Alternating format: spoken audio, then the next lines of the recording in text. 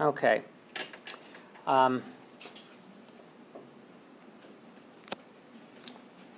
Gene organization, kind of an overview. There's a human, lots of cells. We have one full genome,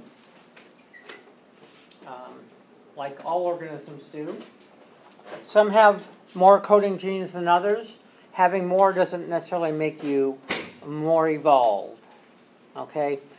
A lot of plants have a lot more because there's been these situations where chromosomes have been copied and then taken on new functions.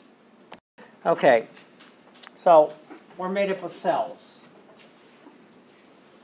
Eukaryotic cells, but cells that are different kinds of cells because they have different functions. We have muscle cells, and specifically different kinds of muscle cells. The muscle cells in our heart are somewhat different than the muscle cells in our muscles in our arms. Okay? Our pancreatic cells, that the beta cells that manufacture insulin, they're different. They have different functions. They have the same genes, the whole genome is in each cell, but certain genes for different cells are turned on or off, or expressed or not, depending on which cell they are and then the situation they're in. There's some genes that are always, in all cells, that are always expressed. They're kind of low-level metabolic housekeeping genes, just to function. Okay, we're eukaryotes. That means we have cells with a nucleus, and then we also have cells with organelles like mitochondria. We're going to concentrate on the nucleus here, because the nucleus is where all our DNA is, except for a little bit that mitochondria also have some of their own DNA. But we'll forget about that for now. So if you actually look at this, these are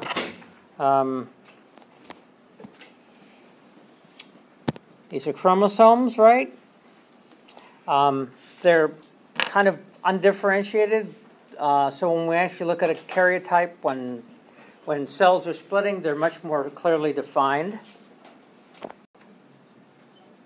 So here's one specific chromosome pair. So each chromosome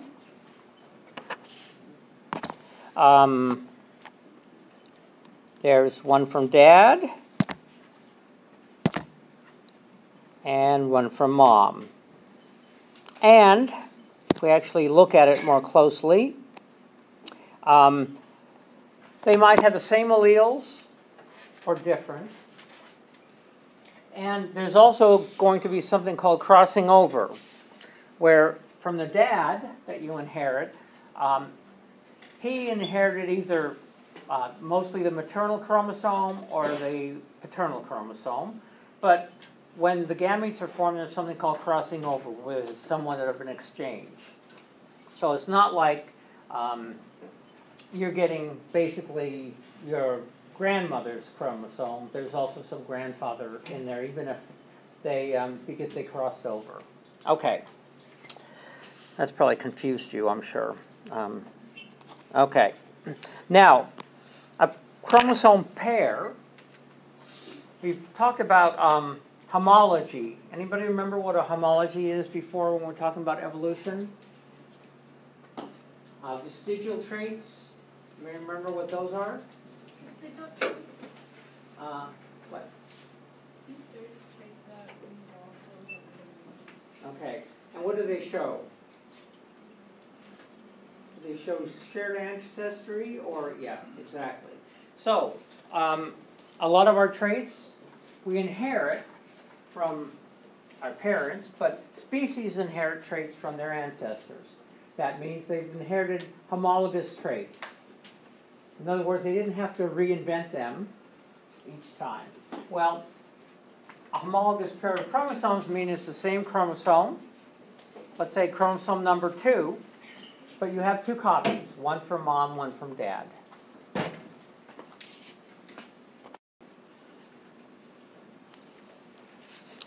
Each chromosome is one long DNA molecule, and genes are functional actual regions that code for DNA.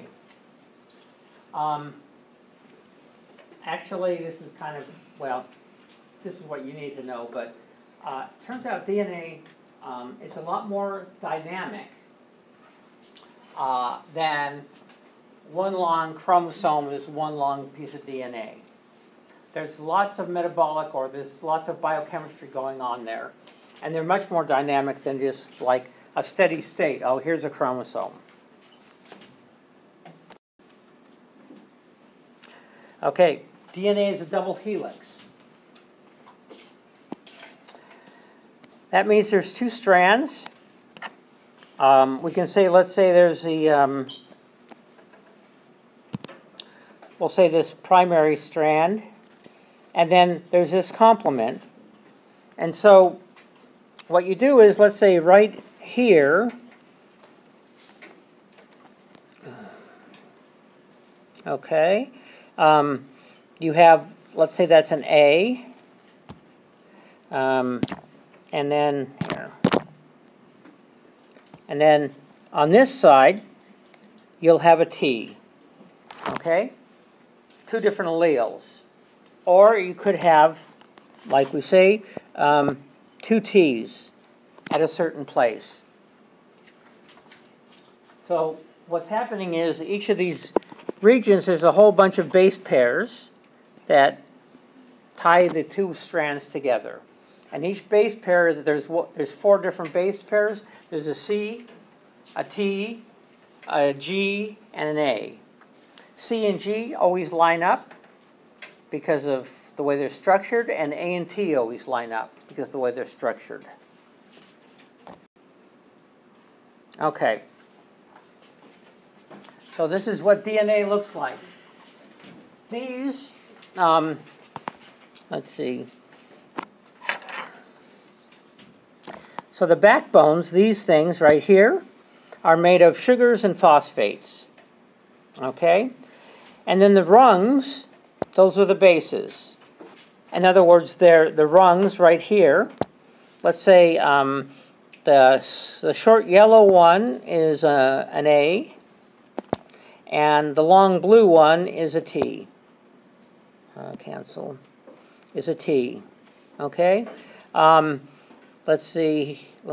Here's another one. We'll say this is a C and a G. Okay? So there's four bases. Adenine, thymine, cytosine, guanine. A, T, C, G. A and T always go together. C and G always go together. And we have these series of bases. And what they do is, when you have a codon, which is, let's say, you have A, T, G, that codes for one amino acid.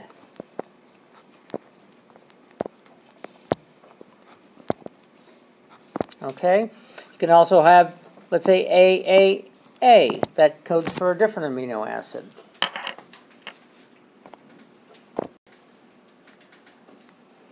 So we have complementary pairing of nucleotides. The nucleotides are the bases.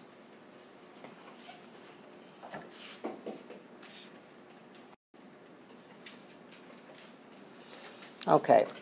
Now,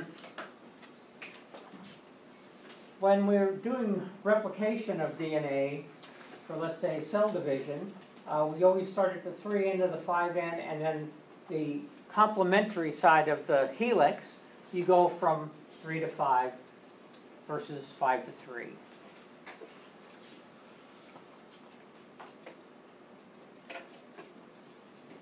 Okay.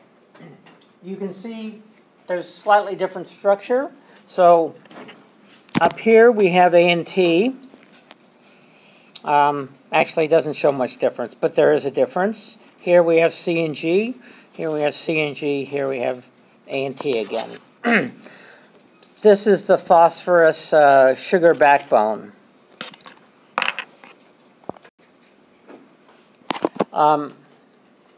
Anybody know who Watson and Crick were? Okay, anyway, they got the Nobel Prize. They were the first two to actually determine the structure of DNA.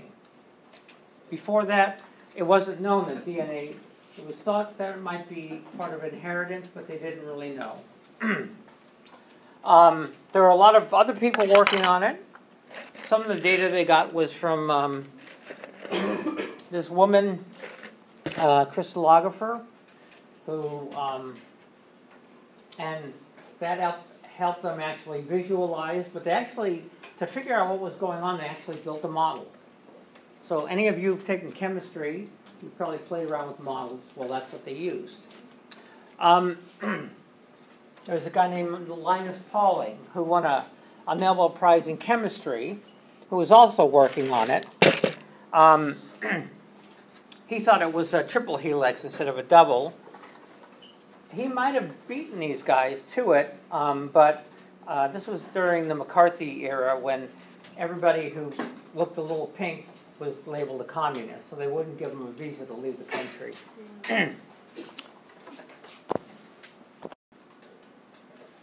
Okay. Now, in terms of replication, copying, a double-stranded DNA molecule, what happens is you have to unwind it, and then you have something called DNA polymerase, which adds complementary strands. Okay, so let me, okay, so let's say we have this, and we have different bases, right? Okay, and we might say A's, G, A, T, G, and here's the complementary strand, okay? And so where there's an A, there's going to be a T, okay? What happens is when these things unwind, the DNA polymerase takes a peptide, in this case a T, and on the complementary strand attaches it to the A. Okay, so let's DNA replication. Okay, now that's the basis for replication.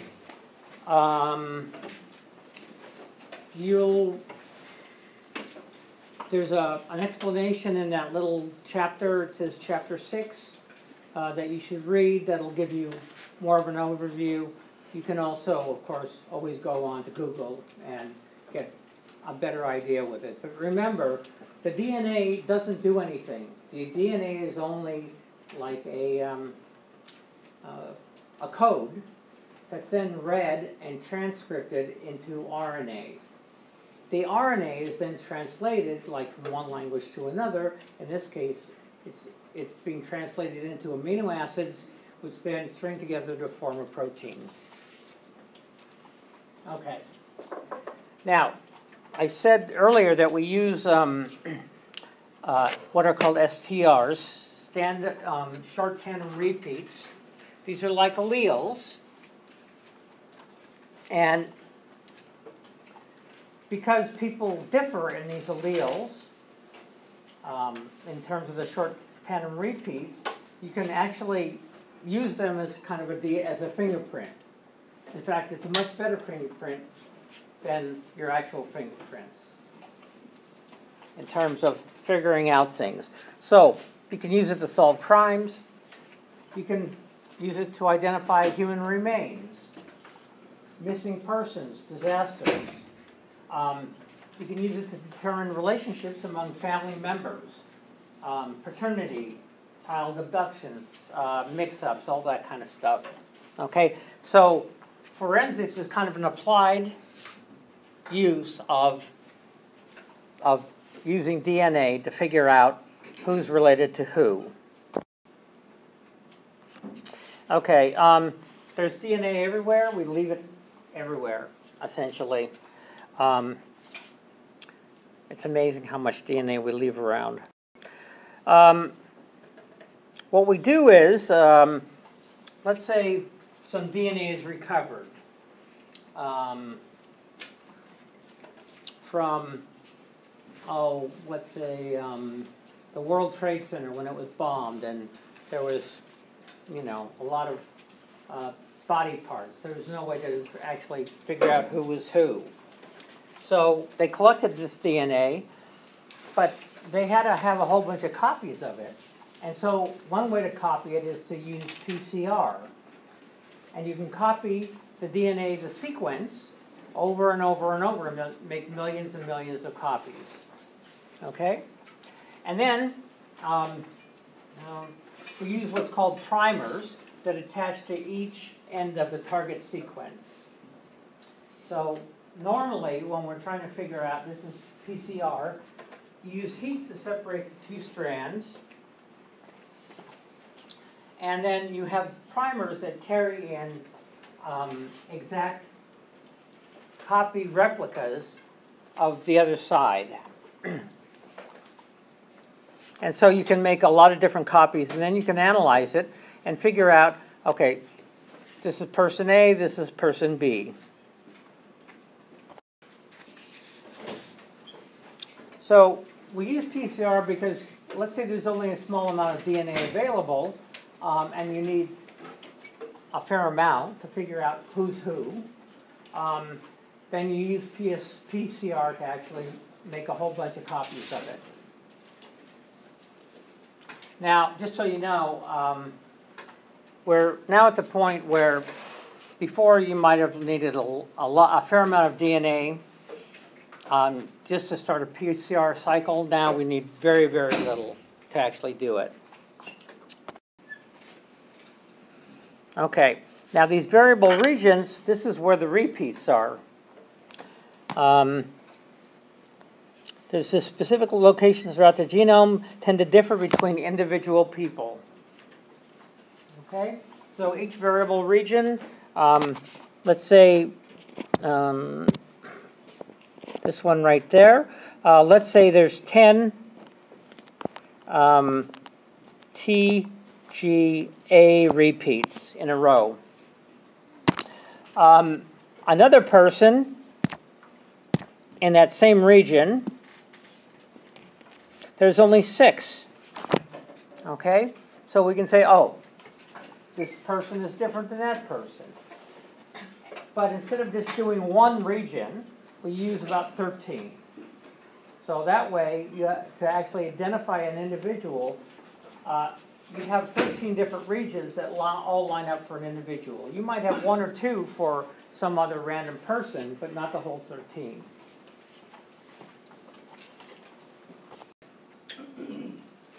So here's an STR. These are short tandem repeats.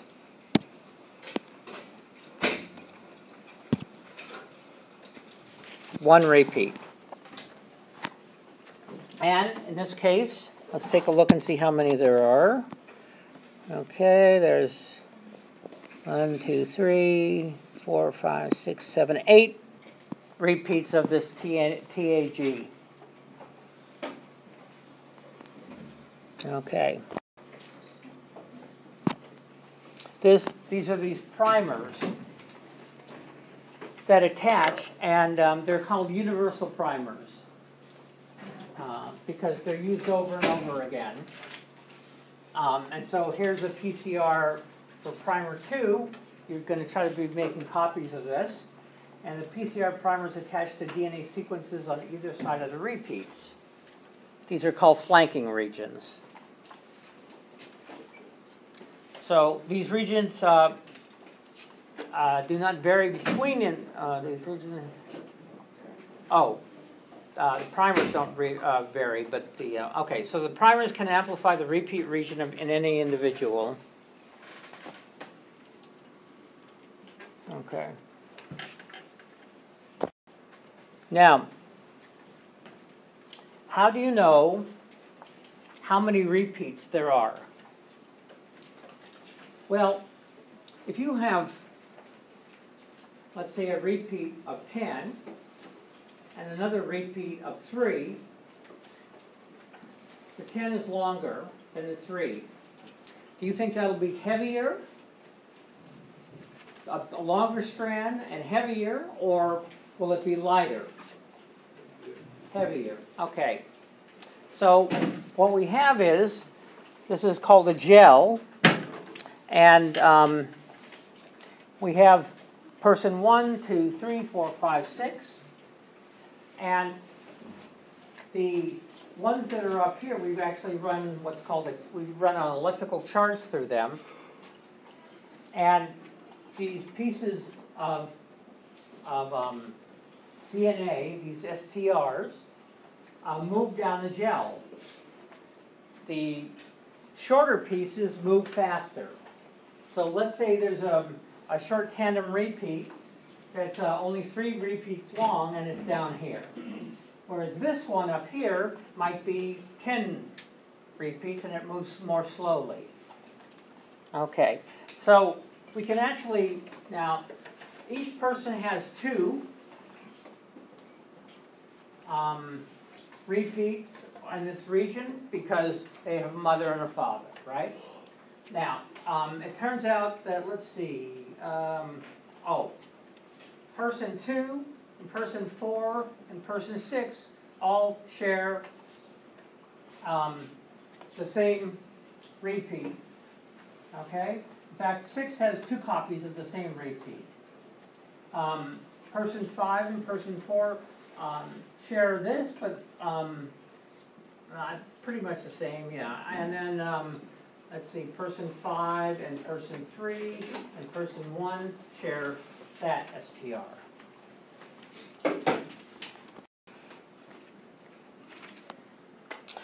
So this is called gel electrophoresis. You've got the DNA, you've amplified it with PCR. There are these different wells.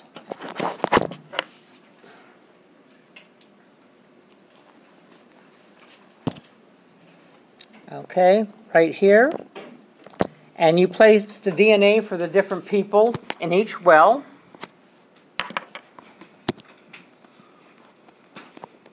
Okay, you apply an electrical current across the gel, and it goes from negative to positive. Okay, down, so it moves from up here all the way down here to here. Okay, and you let it run for a certain amount of time. And then finally, you end up with larger fragments, like up here. This might be a repeat of, let's say, 20, move more slowly than smaller fragments, which move more quickly. Let's say 3. And for each STR, each short tandem repeat, an individual is going to have 2 copies, one from mom, one from dad. If, in fact, mom and dad have the same number of repeats, then they'll show as one fat band. If they're different, then they'll show as 2 different bands, one of one size, one of another. So like this individual right here has a long band at this STR and a shorter band right here.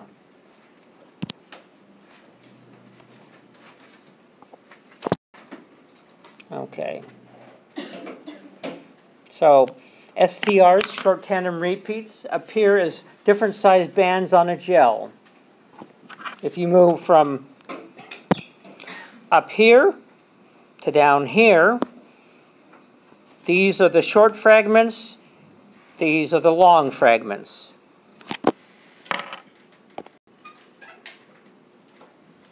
Okay. Different size fragments, of course, are like different alleles. So, which STR is smaller? This one. Which STI is larger? This one.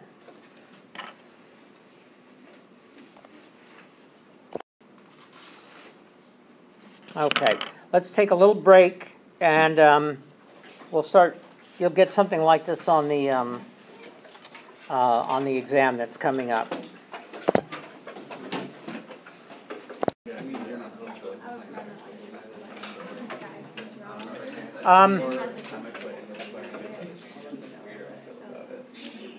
Okay, here's our gel. We have a baby with this fragment, which is longer than this fragment. And then this is a band, this is a band. And mom has a band, so baby got this band from mom. Now we want to find out who's the father. Okay? Because mom also had this band as well. Mom could have shared this band with a baby as well. Right? This fragment. Depends on, whether the mom's chromosome or the mom's dad's chromosome. Okay. So we want to find out who the father is. 1, 2, or 3. Okay.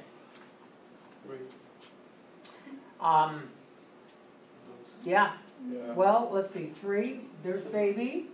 Mom is mom. Baby. Oh, well, who's not the father? Okay. So 1. Right? Isn't that it? Or no, 1 right here. Yeah. Yeah. So baby is neither here. Obviously, nothing there. Here, nothing there. So it's this allele. This one is shared with this, right? So these two share the same. So who's not the father is number 1. Now, I know that's confusing. Yeah. So who would be the father? Oh, you can't really tell, can you? It could be 2 or 3. Now remember though, this is just 1 STR. It's going to be 13, then you will hopefully differentiate. But it could be, in fact, that let's say 2 and 3, they might be related. Brothers and sister. Or 1 and 3. Yeah, or 1 and 3, exactly. Mm-hmm. You got it. Okay? So there's going to be these kinds of things on the test, just so you know.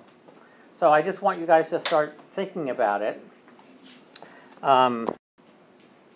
Okay, so I mentioned that earlier that we use a standard set of STRs. There are 13 of them. Actually, they're moving towards more because there's still, 1 in several billion chances that you'll have the same STRs as some other individual. But it's highly unlikely. So they're getting actually a little bit better even than what they used to be. Okay, so here's another one. Who is the father? Okay, so baby and mom.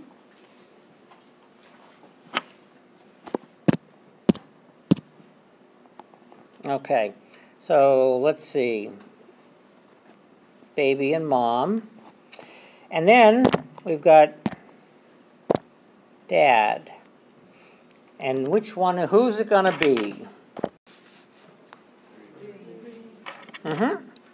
So here we have dad, and here we have dad. Now, this is only 1 STR. So if you only use 1 STR, you're not going to have coverage, and you really can't say that, in fact, that's dad. But if baby shares 13 different of these short tandem repeats with the father, then you can be pretty sure that that's the father, or at least they're closely related to each other. Are you carrying 1 STR on the exam? What? Is it going to be 1 STR on the exam? Oh, yeah, maybe even 2. Yeah, it depends. There's so much fun to do.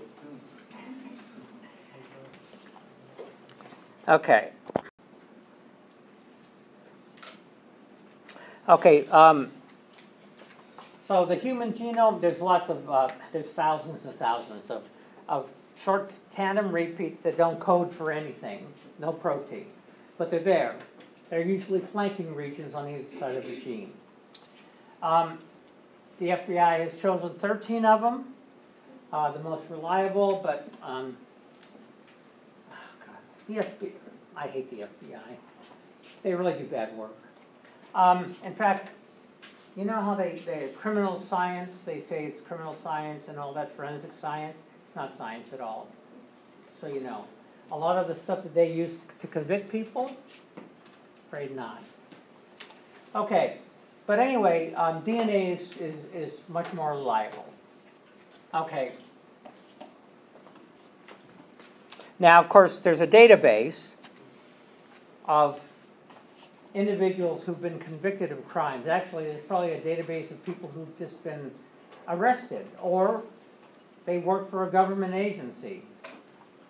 And so, you know, there's a rape or something, they actually compare it to the national database to see if this same fellow might be responsible for a bunch of different. So DNA profile is a number of repeats an individual has in both copies of all 13 STRs plus actually, what is it? I think AMEL is the sex chromosomes.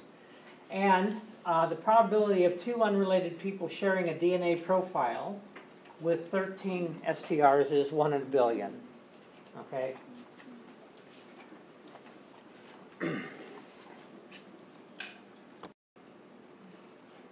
Now, just because you recover DNA from a place does not mean that the person whose DNA it is actually did whatever he did. Just means he was there. Okay? So you can't say with certainty. Now, you can certainly say, let's say, that this guy had sex with this woman. Okay? Whether it was consensual or not, you have to have other evidence to show that. So you can't make these assumptions that this person is responsible. Okay, their DNA was at the same place at the same time. That's a correlation. It could just be a coincidence. But don't they look for other signs like strange? That's what I mean, exactly. So you need other independent info that you can use to tie it all together. So it makes it highly unlikely that with this and then in this DNA and the fact that the woman, let's say she described what the guy looks like, and he kind of, this is the guy they got, right? But that's circumstantial evidence, okay?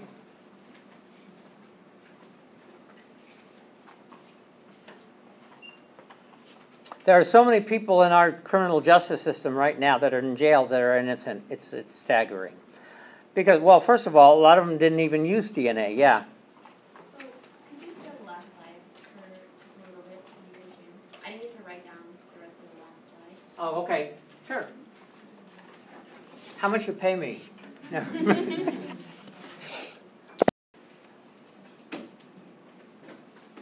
Okay, so let's see. What could the baby's STR pattern look like? Okay. Okay, good. So, we'll say a 1, 2, 3, 4. Okay. We'll say this is Dad, and this is Mom, and this is Mom, and this is Dad. And then we could go,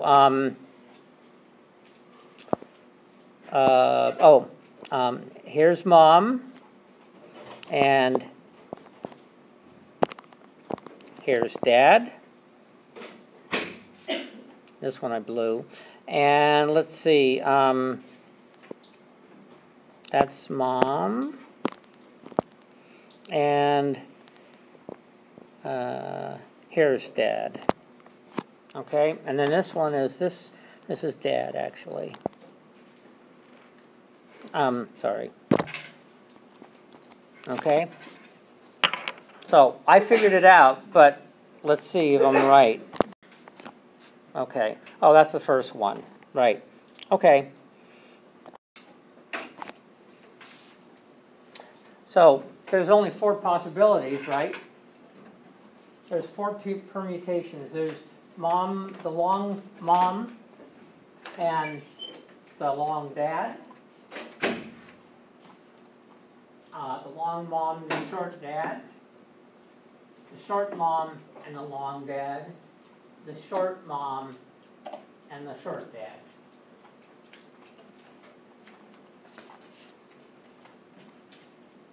So that's the 4 possibilities for this one STR. So, some things that aren't possible.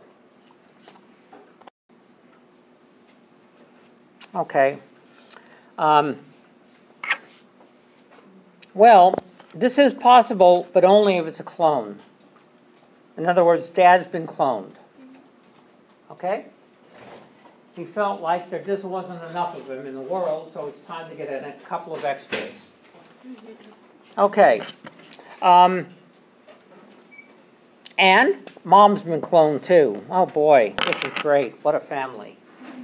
Okay, well, at least just think about it. You have a whole bunch of clones, so you can say, I didn't cheat on you. I was here the whole time, right? Because there's a couple of you running around. Okay. That'd be great. God. Maybe cloning is good. He did it, not me. See, that's the problem with what happens if the suspect has an identical twin. Now, that's a problem. In fact, twins have actually used that to get out of saying, well, it could have been my twin. Right? Okay. It turns out now, though, that there's ways to get around that. And it has to do with what's called the epigenome. So they shared the exact same DNA, but in terms of there are these marks on it that might shut down transcription and translation in one person because they've had a different life experience compared to another. But you don't have to know that for now.